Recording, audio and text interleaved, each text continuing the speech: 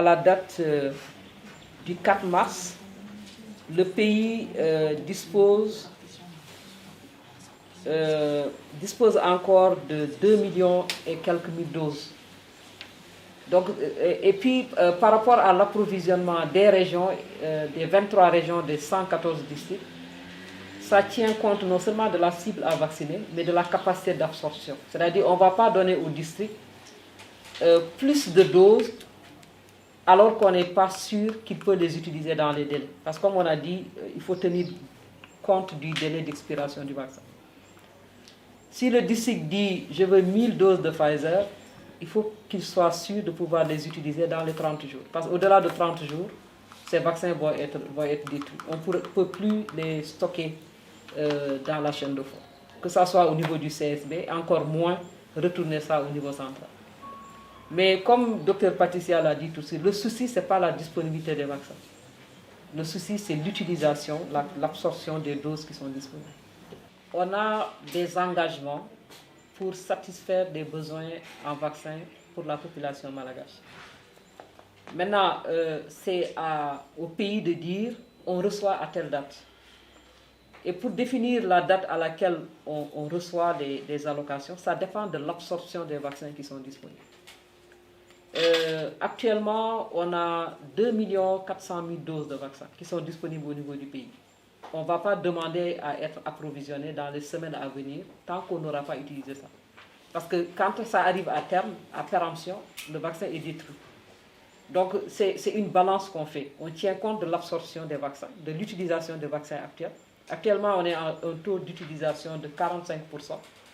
Donc ça veut dire si on nous donne 100 doses, on a la possibilité d'utiliser les 45 dans les délais. C'est-à-dire quand les délais, c'est avant l'expiration.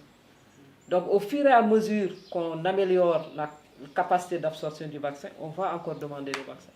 Mais il y a déjà des engagements pour avoir des vaccins.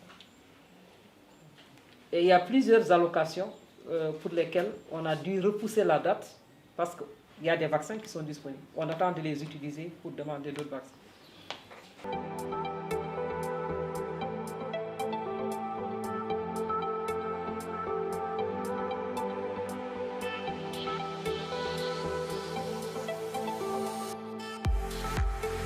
Beaucoup hésitent encore, peut-être qu'ils ont peur des effets secondaires, ça a été soulevé au niveau des jeunes.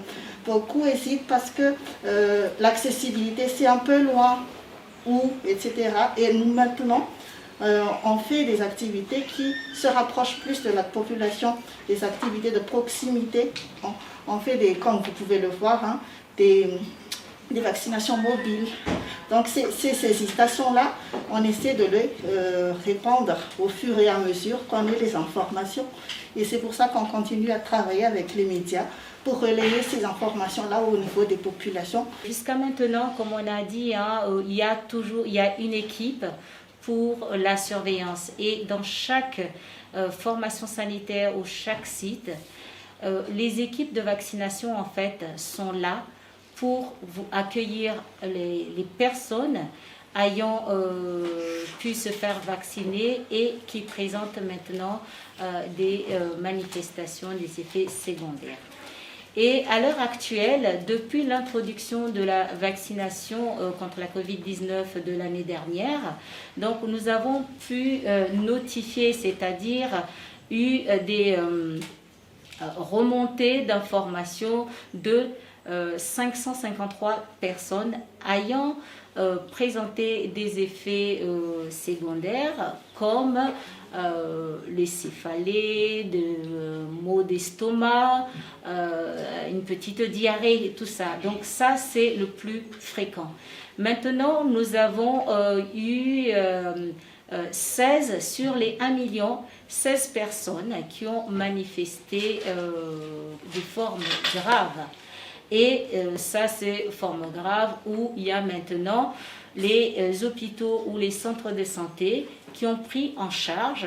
Et maintenant, donc, une fois qu'on a des formes graves, il y a aussi des équipes du ministère de la Santé qui vont maintenant descendre pour assurer l'investigation. S'il s'agit vraiment de la vaccination que la personne a faite qui est l'origine de cette manifestation.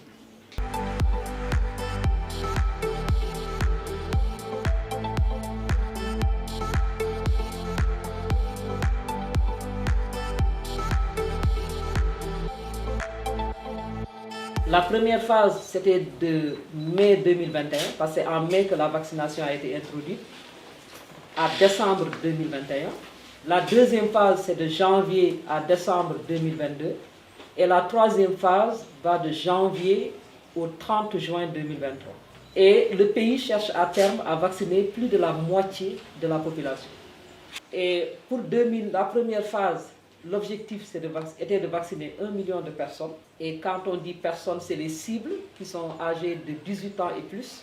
Actuellement, c'est les cibles qui sont retenues pour la vaccination contre la Covid à Madagascar. Et en 2021, sur les 12 mois, 2022 plutôt, il s'agira de vacciner 8 700 000 personnes. Et en 2023, sur le premier semestre, de vacciner 4 500 000. Et à terme, il s'agira de vacciner plus de 14 millions de personnes.